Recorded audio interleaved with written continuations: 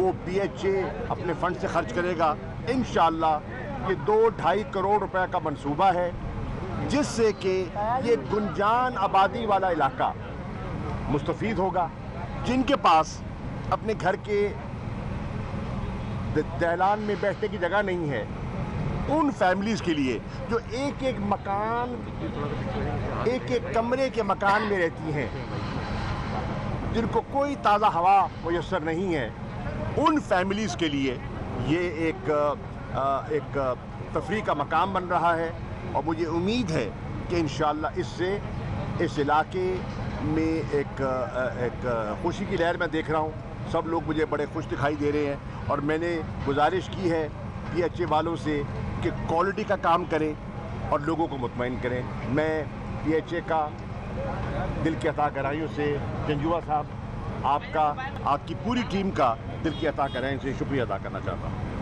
اچھا سر, اپوزیشن کہہ رہی ہے کہ کلبھوشن کو NRO دیا جا رہا ہے, اس حوالے سے جو ہے اسے اپیل کا حق دیا جا رہا ہے. پہلی بات تو یہ ہے جو یہ کہہ رہے ہیں کلبھوشن یادیو کا کیس بگاڑنے والے مسلم لیگ نون ہے, اور میں نے اس دن اسمبلی میں کہا تھا ہم نے جو اقدامات لیے ہیں وہ انٹرنیشنل کورٹ آف جسٹس کے جو احکامات تھے, ان کی جو سفارشات تھیں, ان پر عمل درآمد کرنے کے لیے ہم نے اقدامات اٹھائے ہیں.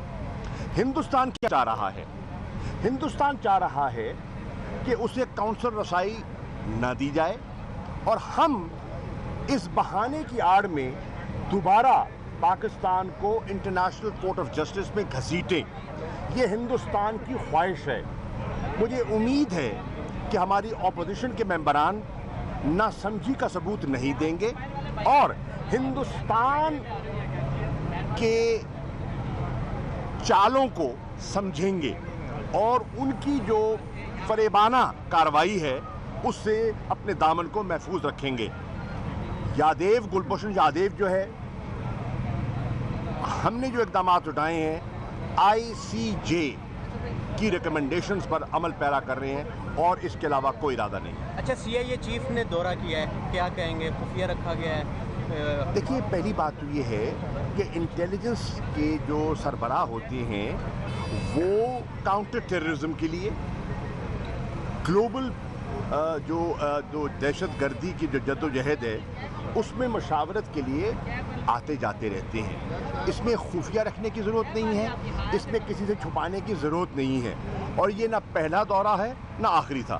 اچھا سر, کل آپ نے ڈسٹرکٹ پبلک ریلیشن کمیٹی کی بات کی, بڑی زبردست اگر یہ اقدام ہے.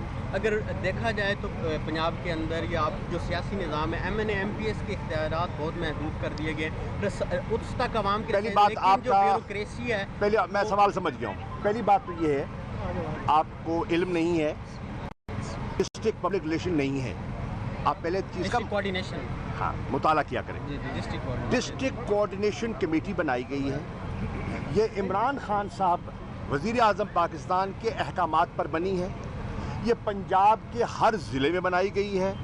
ان کا ممبران جو ہیں ہر ضلع کا MNA اور MPA اس کا ممبر ہوگا. جتنے ڈیولپمنٹ کے مختلف ڈیولپمنٹ اداروں کے اور جو ضلعی سربراہان ہیں وہ اس کمیٹی کے ممبر ہوں گے. ہر 15 دن کے بعد یہ کمیٹی ملے گی. ہم نے کل اجلاس کیا, اگلا اجلاس 26 تاریخ کو اسی جگہ پر بوقت 1 بجے مقرر کر دیا گیا ہے.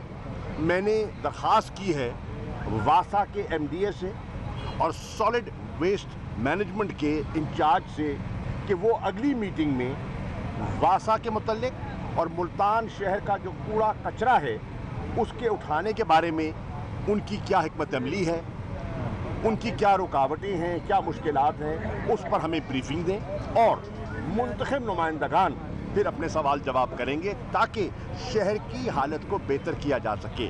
یہ مسلسل جب یہ میٹنگز ہوں گی, اور میں اپیل کروں گا تمام چیئرمین صاحبان کو جن کو عمران خان صاحب نے خود نامزد کیا ہے, نوٹیفائی کیا ہے, کہ وہ فی الفور اپنے اپنے ضلع میں یہ میٹنگیں منعقد کریں, باقاعدگی سے منعقد کریں, اور इंशाअल्लाह इससे उम्मीद है कि लोगों के जो छोटे छोटे मसाइल हैं वो भी हल होंगे, गवर्नेंस भी बेहतर होगी और एहतसाब का अमल भी आगे बढ़ेगा और जो करप्शन के जो हमें रोज़ दास्तानें सुनाई देती हैं उसमें भी कमी आएगी। अच्छा, बिलावल भुट्टो ने कहा है कि हमारे कारकुनों के बेटे को गिरफ्तार किया है, मैं इनके बेटों को गिरफ्तार करूंगा, क्या कहेंगे जो कृषि शाह के देखिए, बेटे? बात ये है कि पहली बात तो ये है कि एहतसाब का अमल है, उस एहतसाब के अमल से जो भी गुजर रहा है उसको मौका दिया जाएगा कि वो अपनी सफाई पेश करे,